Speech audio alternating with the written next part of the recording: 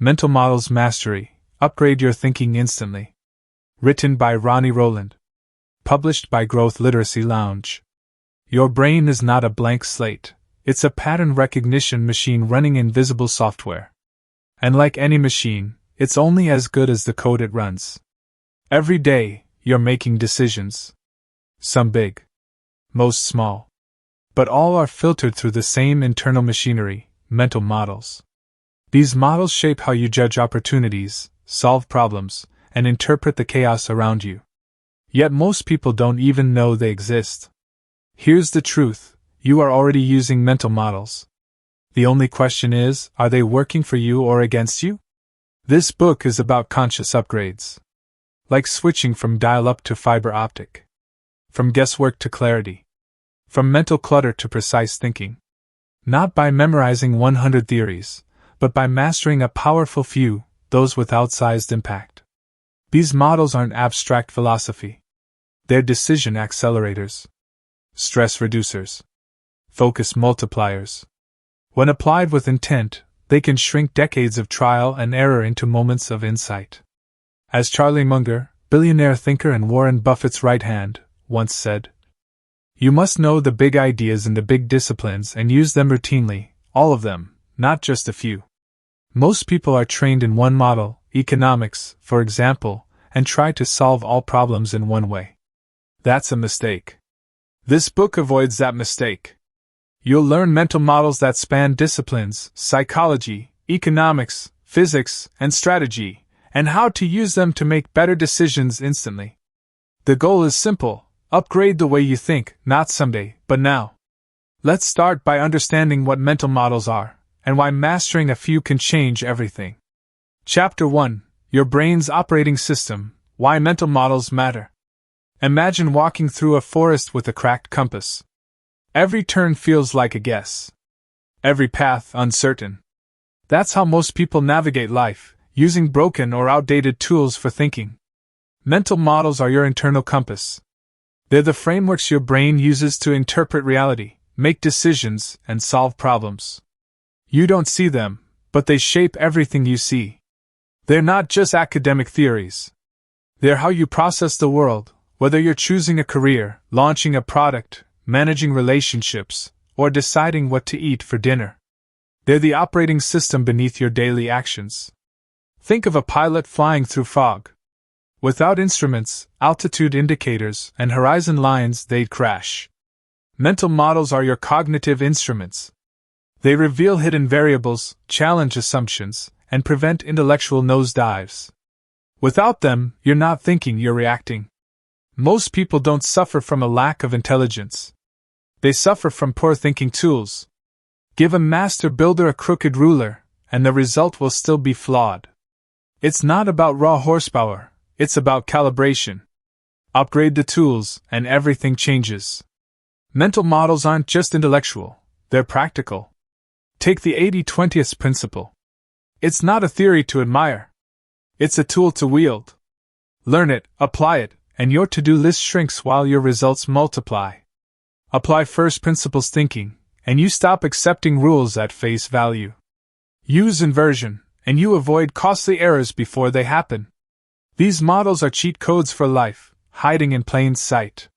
The tragedy? School never taught you this. It taught subjects, not systems. You memorized facts but didn't learn how to think better. That's what this book corrects. Charlie Munger, co-chair of Berkshire Hathaway, became famous not just for making money but for how he thought. He built a latticework of mental models across disciplines. He didn't rely on one lens. He stacked multiple perspectives, cross-checked his thinking, and made fewer dumb mistakes. That's not genius. That's leverage. Mental models give you that same leverage.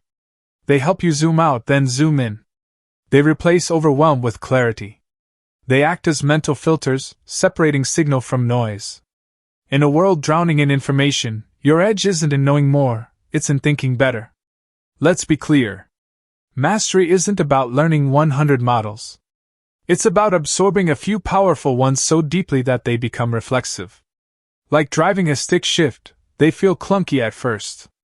But use them enough, and they become second nature. You start to see the hidden patterns in business, relationships, and behavior. You stop reacting emotionally and start responding intelligently. Mental models also compound.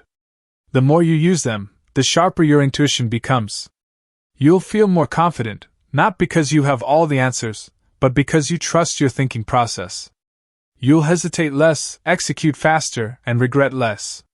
The greatest thinkers in history, from Da Vinci to Musk, didn't just outwork others. They outthought them. They questioned defaults, flipped perspectives, and considered consequences others missed. That's not magic. That's the method. And it's learnable. In the chapters ahead, you'll get that method. One model at a time. Each chapter will introduce a single mental model, explain how it works, show where it applies, and give you ways to use it today, not next year. You'll stack them, not just as knowledge, but as tools for transformation. Your brain has been running on auto. It's time to upgrade the operating system. One model at a time.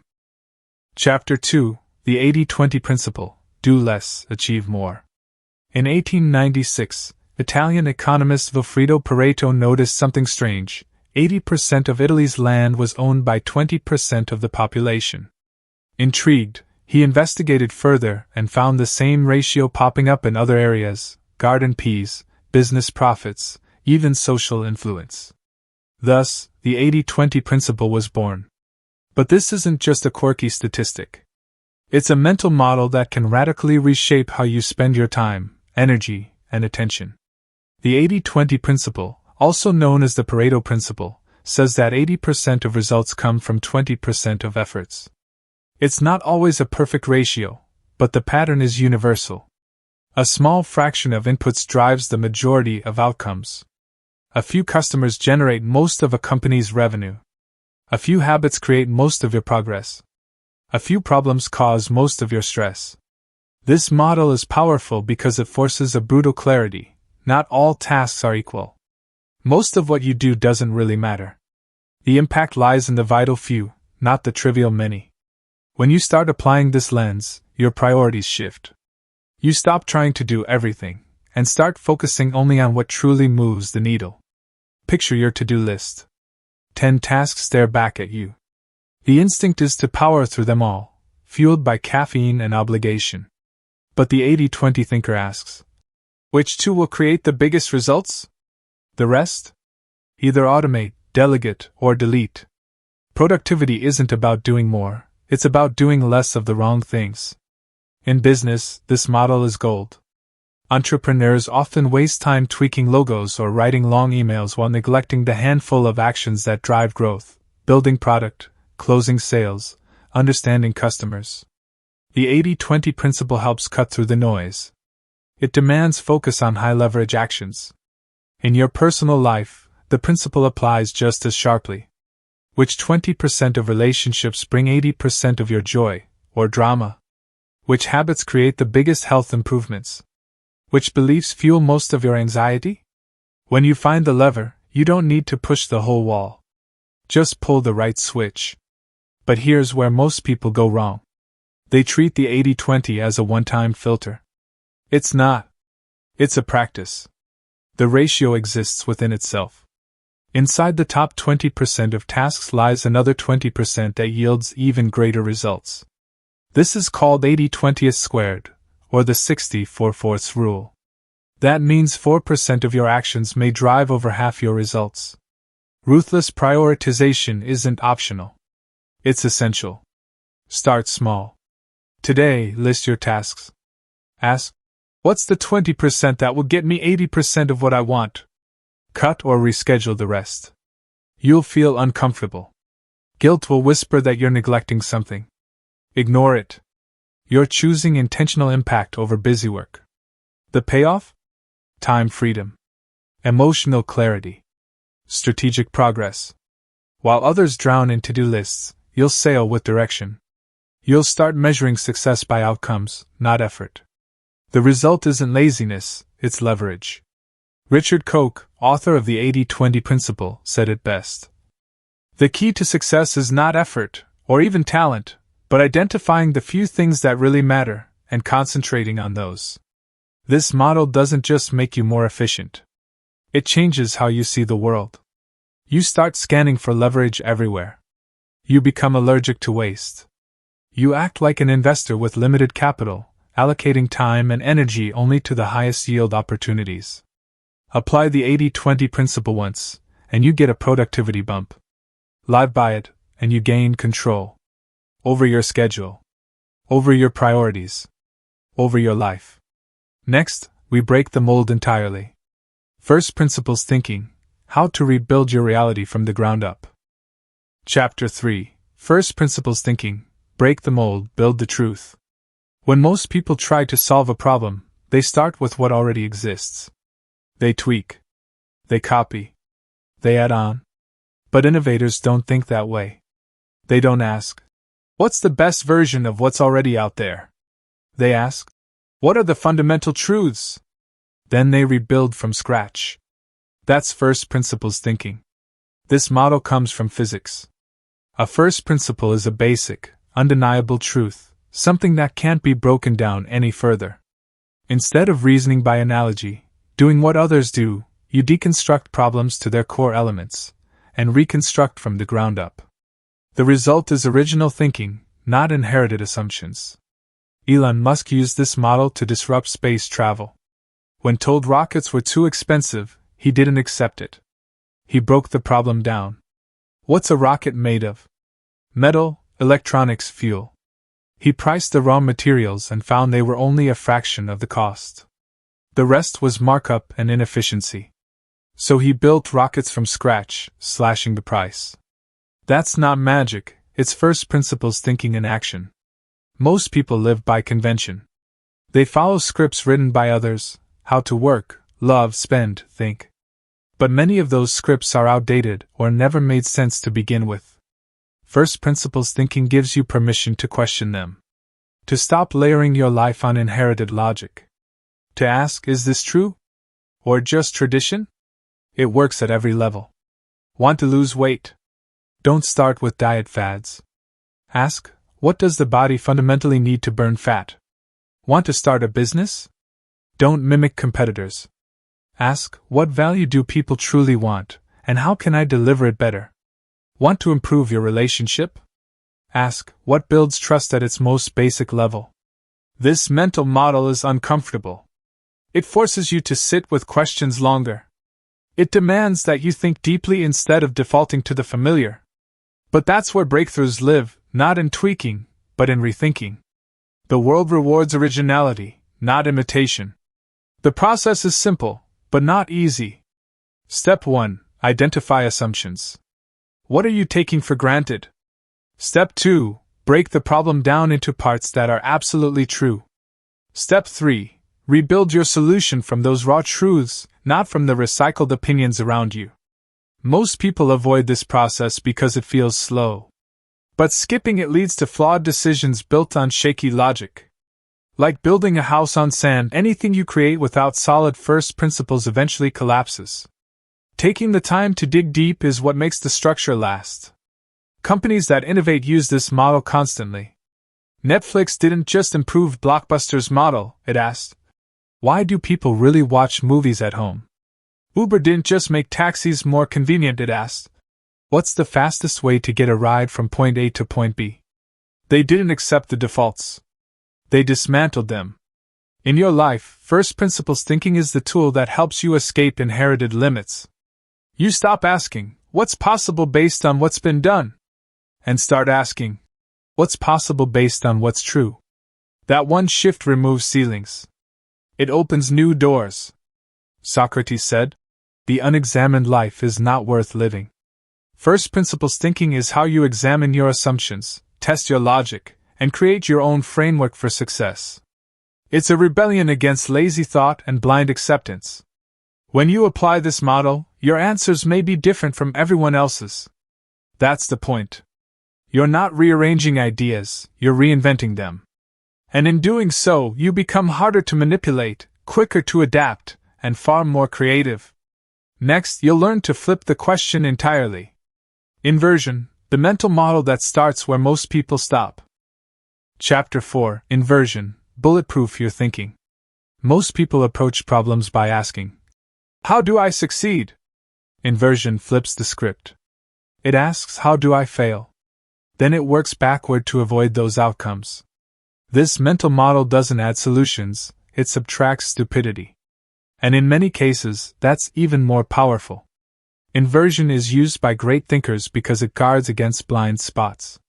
It protects you from your own optimism. It forces you to confront the messy, inconvenient truths you'd rather ignore. While others charge forward with best-case scenarios, inversion studies the cliffs and landmines. Charlie Munger, the legendary investor and thinker, swears by it. He once said, "All I want to know is where I'm going to die, so I'll never go there." That's inversion in action. By mapping failure points in advance, you're not being negative. You're being strategic. Let's say you want a successful business. The default approach is to ask, "What makes businesses thrive?" But the inverted question is, "What causes businesses to die?" Common answers: ignoring customers, poor cash flow, bloated costs, slow response times. Now you've got a checklist of landmines to avoid. The same principle works for relationships, health, career, or any other goal. Inversion works because it bypasses ego. When you only focus on winning, you're vulnerable to overconfidence. You assume your plan will work. But when you focus on failure, you humble your thinking. You become more thorough, more precise. You start seeing cracks before they become collapses. This model is especially useful under pressure. When stakes are high, people often default to best-case logic. They bet on everything going right. Inversion trains you to plan for what goes wrong. Pilots don't just know how to fly, they train for engine failure. Surgeons don't just know how to operate, they train for complications. That mindset saves lives. In your own life, inversion can act as a mental vaccine. Want to stay healthy? Don't just ask what makes people fit. Ask, what ruins health? Smoking, stress, poor sleep, processed food. Avoiding those may be more effective than adding superfoods. Want better relationships? Ask, what destroys trust? Lies, neglect, selfishness. Eliminating those creates a stronger foundation than any communication tactic. There's also a hidden emotional benefit to inversion: clarity. It cuts through the fog of indecision. When you're stuck, unsure what to do, try asking the opposite. Not, "What's the best use of my time today?" but, "What would be the worst use?" You'll quickly see where not to go, which often reveals where you should. Inversion also scales with complexity. The more variables a decision has, the more likely you are to overlook something. Inversion forces you to stress test your thinking. It's not pessimism, it's precision. Great architects don't just design buildings, they test them for earthquakes, wind, and fire. Inversion is that mental stress test for your ideas. But it only works if you're brutally honest. You have to be willing to admit where things might fall apart. That requires maturity. Most people prefer wishful thinking. Inversion demands disciplined thought. It rewards the thinker who wants truth more than comfort. Applied regularly, inversion becomes a habit. You'll start naturally flipping problems in your mind. Before jumping in, you'll ask, what could break? That pause creates resilience. It gives you an edge. Because while others react to failure, you prevent it. So flip the question. Instead of chasing perfection, avoid disaster. Instead of guessing how to win, figure out how not to lose. In a world obsessed with adding more, sometimes the smartest move is subtraction. Next, you'll learn to think beyond the next step. Second-order thinking: how to see the chain reaction others miss. Chapter 5: Second-order thinking: master the ripple effect. Every action has a consequence. That much is obvious. But the most successful thinkers don't stop at the first consequence. They keep going. They ask, then what? That's the essence of second-order thinking, seeing the chain reaction that follows a decision, not just the immediate impact, but the ripples that spread long after. Most people operate with first-order thinking. It's fast, intuitive, and reactive. Eat the cake, enjoy the sugar rush. Buy the gadget, feel the dopamine hit. Hire the wrong person, fill the role quickly. First-order decisions are easy because they only consider the surface. They feel good now, and we hope they'll work out later. But later always comes. And when it does, you either reap the reward of foresight or pay the price of short-sightedness. Second-order thinking asks you to slow down and project forward. It challenges you to trace the consequences of your choices, not just today but next week, next year, and beyond. It's not about being paranoid. It's about being wise. Consider someone offered a high-paying job in a city far from family. The first-order benefit is clear: more money. But a second-order thinker asks, what's the cost to my relationships? My energy? My long-term goals? Maybe the job looks great on paper, but leads to burnout, isolation, or a dead-end path. That changes everything. Or take a company chasing quick revenue by slashing prices. First order, more sales. Second order, lower margins, degraded brand, customers who expect discounts. What looked smart becomes self-sabotage. Second-order thinking reveals how today's solution might become tomorrow's problem. It helps you avoid decisions that solve one thing while breaking another. It's how great strategists play 5 moves ahead while others celebrate the first win. This model is also how you avoid the trap of unintended consequences. History is full of examples where good intentions backfired because no one thought beyond step 1. Introduce a new species to control pests? It destroys the ecosystem. Lower interest rates to stimulate growth? Inflation surges later. The road to chaos is paved with first-order logic. In your personal life, second-order thinking is a compass. Want to save money? Don't just look at the purchase price, consider the cost of ownership. Want to quit your job? Think beyond the rush of freedom. What happens 6 months from now when savings run dry? What are the emotional, social, and strategic costs? The hard part is this kind of thinking isn't natural. Your brain wants simplicity and speed. It resists complexity. But growth requires discomfort. Second-order thinking demands that you wrestle with uncertainty, sketch out scenarios, and embrace longer timelines. One way to apply it is to use mental time travel. Project your decision forward. Ask, if I choose X, what happens next? And then what? And then what? Follow the trail until it circles back to affect you. That loop is where truth lives. Most consequences don't arrive in bold letters, they sneak in through the back door. Second-order thinking also trains you to think in systems, not silos. Every choice affects the environment it lives in. You're not making isolated decisions, you're sending signals, shifting dynamics, creating trends. Smart choices align with the larger system. Short-sighted ones disrupt it. Howard Marks, billionaire investor and author, put it plainly. First-level thinking is simplistic and superficial, and just about everyone can do it. Second-level thinking is deep, complex, and convoluted. The harder the problem, the more second-level thinking you need to make good decisions. If you want to separate yourself from the pack, this model is how. While others rush, you reflect. While others chase winds, you measure waves. It's not just thinking harder, it's thinking further. Next, we explore the cost of every choice you make, even the ones you never see. Opportunity cost, the silent force shaping your decisions. Chapter 6. Opportunity cost, the hidden price of every decision. Every choice you make comes at a price. Not just in dollars, but in time, energy, focus, and what you give up in the process. Opportunity cost is the mental model that forces you to face what's often invisible, the value of the path not taken. It's the cost of saying yes measured by what you had to say no to. Most people don't calculate this cost. They only see what they're gaining, not what they're forfeiting. But every yes automatically contains a no. Agree to a meeting? That's time not spent on deep work. Take a new client? That's bandwidth not available for existing ones. Stay in a comfortable job? That's growth you might never pursue. Opportunity cost is always present, whether you name it or not. This model originated in economics, but its power stretches far beyond spreadsheets. It asks one critical question.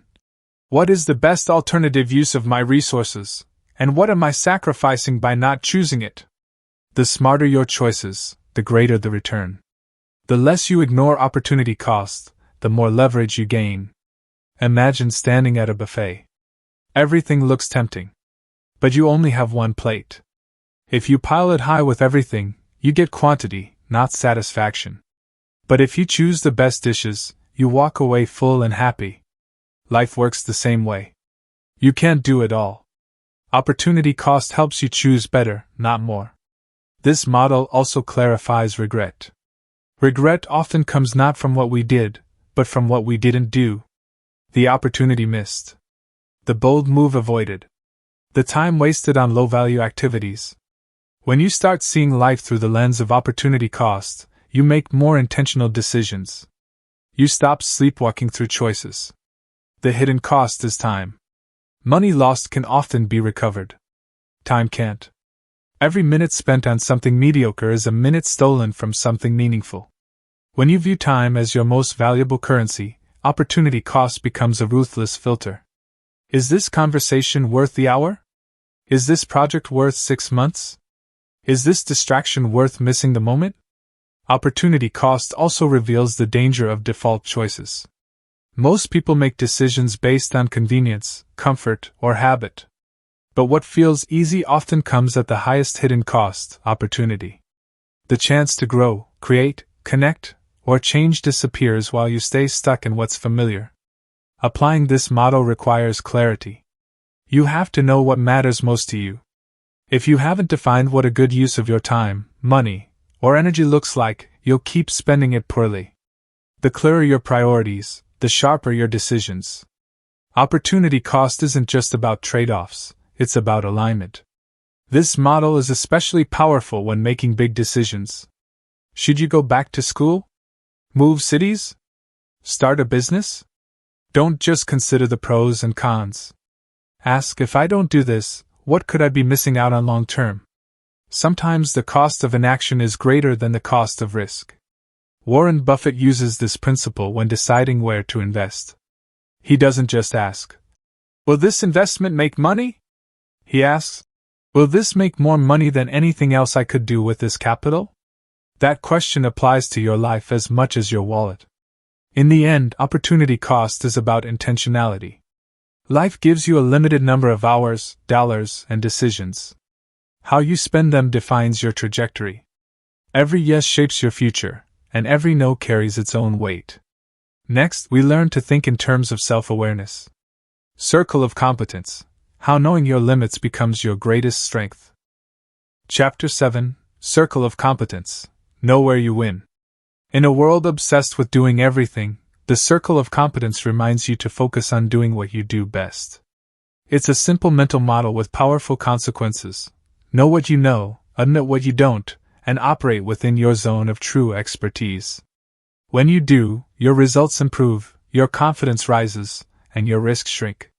The concept was popularized by Warren Buffett, who attributed much of his success not to knowing more than others, but to knowing exactly where his knowledge stopped. The size of your circle is not important, he said, but knowing its boundaries is. That awareness creates clarity. It lets you double down on strengths while avoiding costly ventures into territory you don't understand. Everyone has a circle of competence. It's shaped by your experience, your study, your failures, and your intuition in certain domains. The problem arises when ego expands it beyond reality. You might be an expert in marketing and assume that expertise transfers to leadership, finance, or hiring. But competence in one field doesn't guarantee competence in another.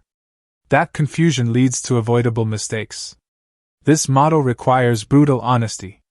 It's not about limiting your potential, it's about recognizing where your instincts are reliable and where they're not. Inside the circle, you see patterns faster. You ask better questions. You predict outcomes more accurately. Outside the circle, you're guessing. And in high-stakes situations, guessing is gambling. Knowing your circle also helps you spot opportunities. When something lands in your area of mastery, you can move with speed and certainty.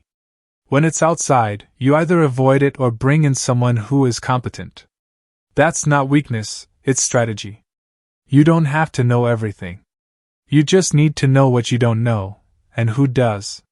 This model also applies to learning. Expanding your circle is one of the smartest investments you can make, but it takes time. You can't fake competence. Reading a few articles doesn't make you an expert. True knowledge is tested in pressure, repeated over time, and validated by results. When expanding your circle, go slow, stay humble, and earn your way in. In teams and organizations, the circle of competence becomes a map for delegation. If you're trying to micromanage areas you don't understand, you're not leading, you're weakening your results. Great leaders build around their blind spots. They hire strength where they are weak. They don't confuse authority with insight. Self-awareness is the foundation of this model. Most people overestimate their abilities in some areas and underestimate them in others. That gap creates inefficiency.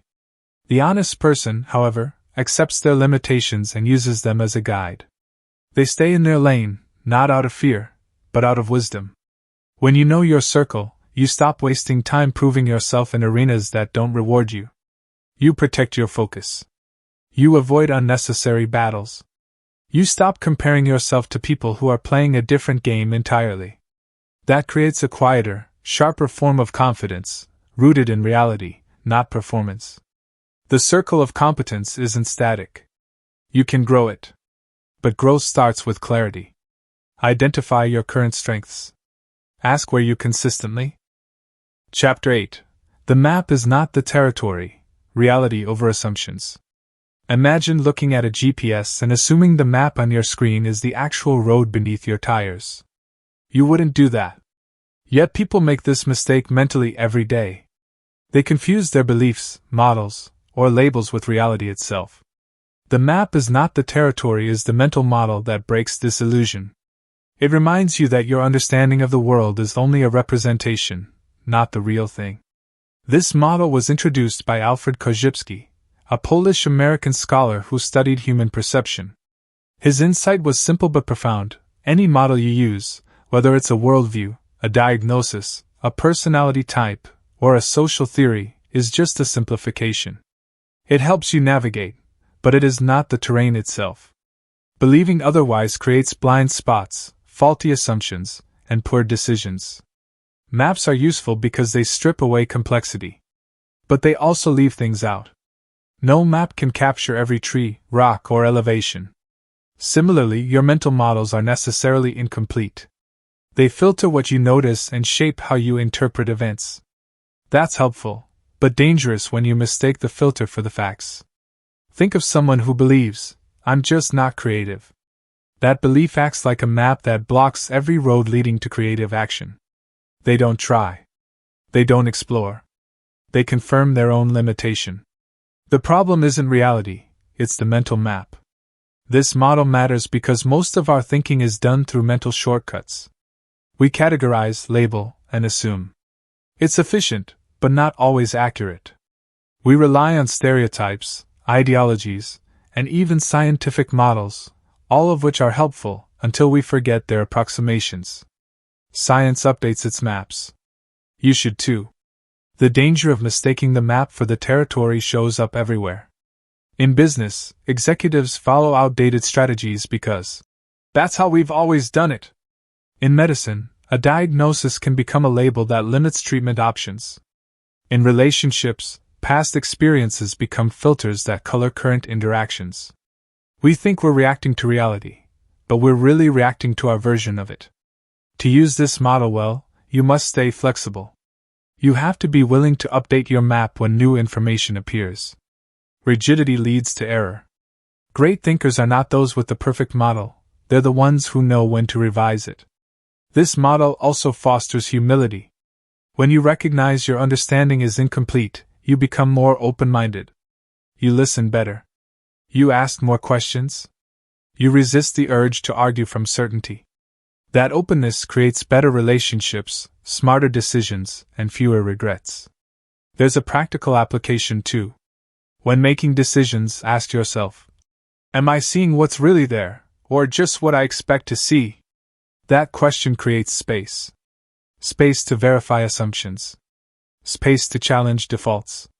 Space to see more clearly. Updating your mental maps also means seeking direct experience. You can read about a city, but until you walk its streets, the map can mislead you. Likewise, you can theorize about people, problems, or possibilities, but until you engage with them directly, you're operating on assumptions. The most dangerous maps are the ones that almost work. They function just well enough to avoid scrutiny. But they distort reality in subtle ways. Over time, those distortions compound. You wake up one day far off course, wondering how you got there. As philosopher Alan Watts said, "The menu is not the meal." Reading about something isn't experiencing it. Labels aren't people. Beliefs aren't facts. Mental models are powerful tools, but they are not truth itself. Next, we explore a razor-sharp model that cuts through confusion and conflict. Hanlon's razor: Why malice is often just a misunderstanding. Chapter 9: Hanlon's razor. Stop taking it personally. You send an email. No reply. You assume the worst. Maybe they're angry. Maybe they're ignoring you. Maybe you did something wrong. The mind spirals. But here's the truth: they were probably just busy. Or distracted. Or they forgot. Enter Hanlon's razor, the mental model that slices through paranoia and reveals a simpler explanation. Hanlon's razor says, never attribute to malice that which is adequately explained by stupidity. In everyday terms, it means people aren't out to get you. Most of the time, they're not even thinking about you. They're dealing with their own chaos. Their own flaws. Their own blind spots. What feels like a personal attack is usually a reflection of someone else's internal noise. This model is powerful because it protects your peace.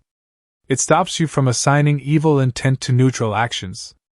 It trains you to pause before judgment. It helps you respond with logic, not emotion. And in a world where offense is easy to take and hard to verify, that's an edge. Think about the last time someone cut you off in traffic.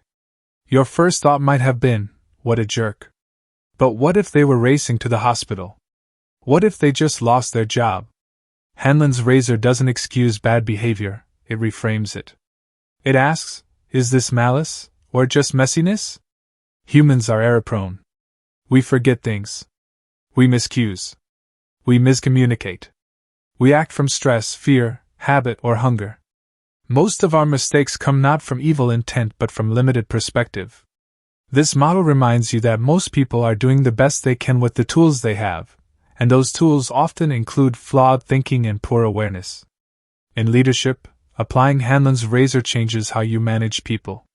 Instead of assuming laziness or defiance, you start by looking for confusion or misalignment. A missed deadline might not be sabotage, it might be a lack of clarity. A team member's silence might not be insubordination, it might be burnout. This model turns blame into curiosity. In relationships, it creates breathing room. Your partner forgets something important. Your friend cancels plans. Your sibling snaps at you. Instead of reacting, you ask, what else could be going on? That single pause can prevent 100 unnecessary arguments. It shifts your posture from attack to understanding. The opposite of this model is assumption. And assumptions are dangerous. When you fill in gaps with your fears, you turn uncertainty into insult. You start constructing stories that confirm your insecurities. Hanlon's razor slices through those stories and replaces them with space. Space to verify.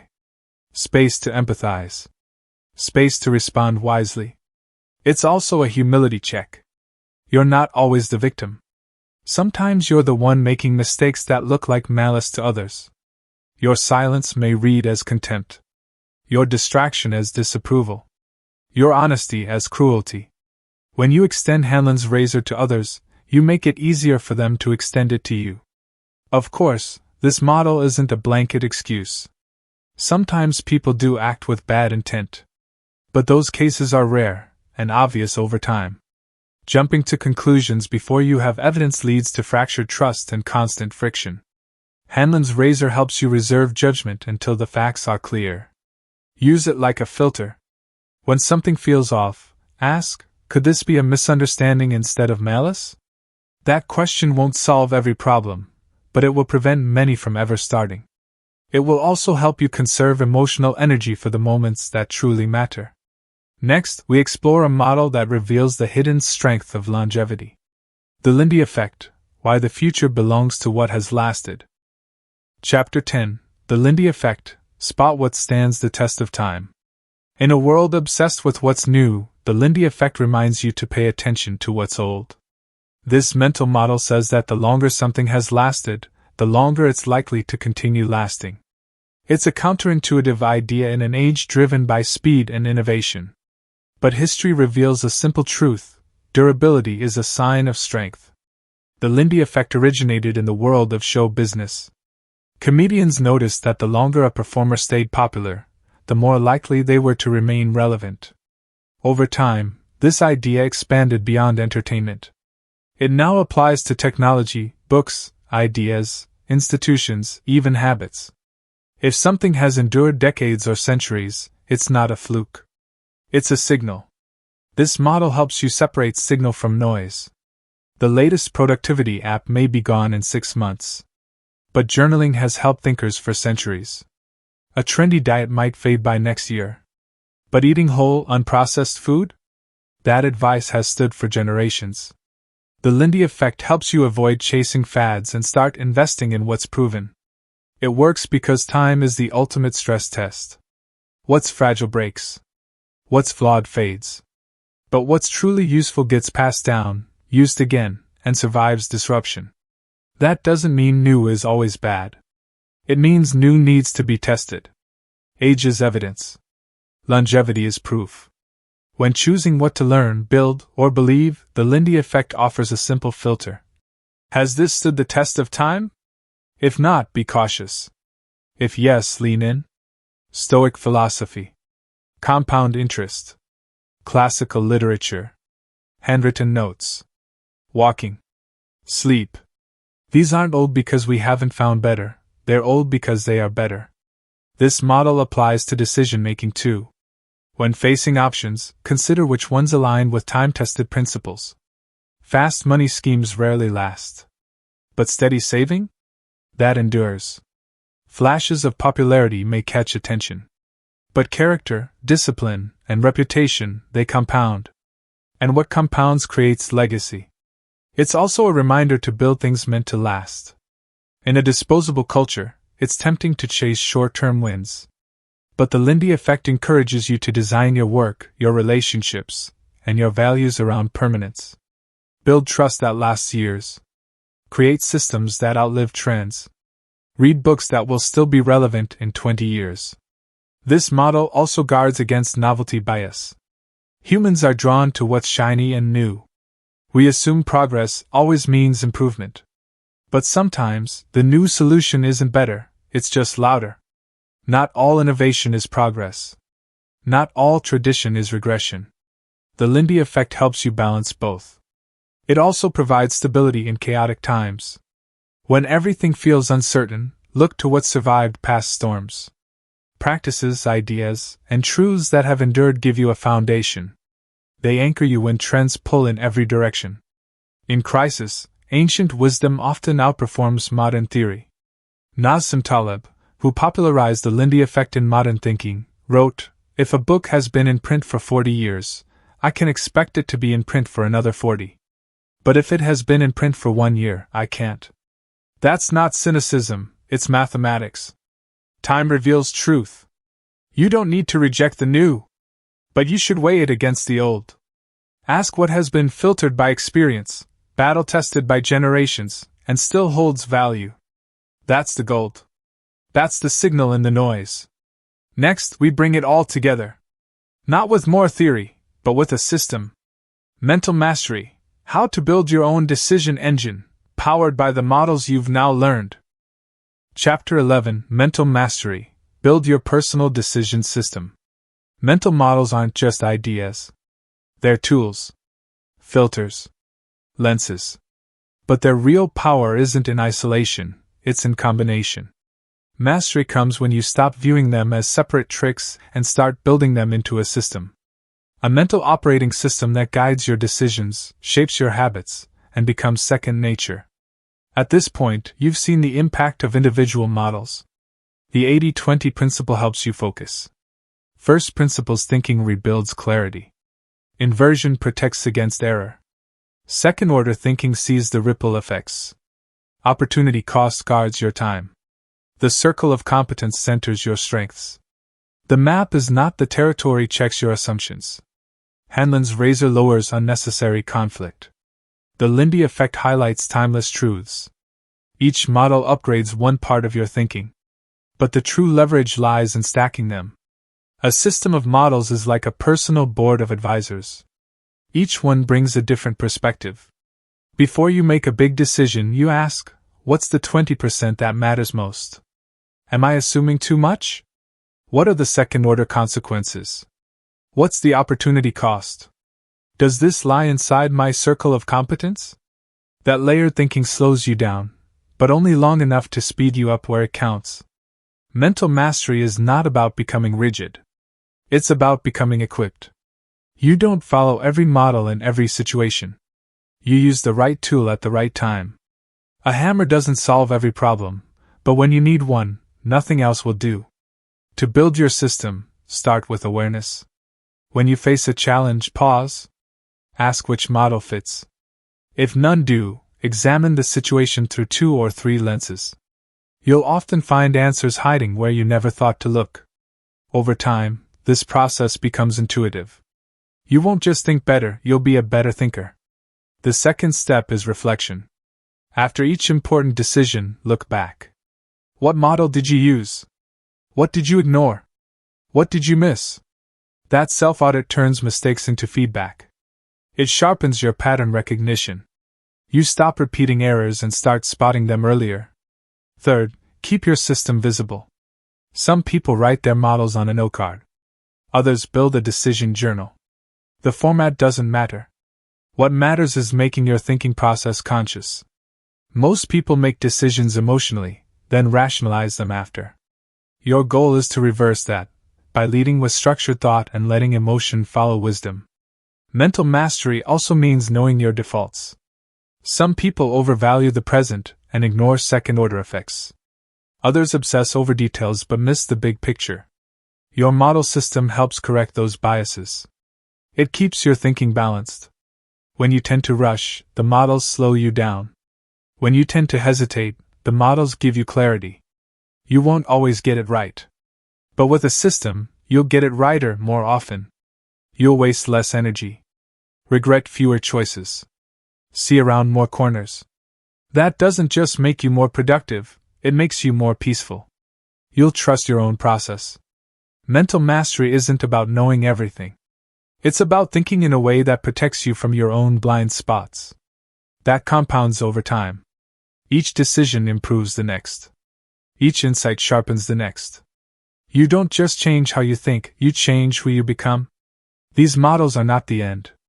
They are the beginning of a new way of living, deciding, building, and leading. One that cuts through noise, rises above distraction, and creates clarity in a fogged-up world. You've now upgraded your thinking. The next move is yours. Apply what you've learned.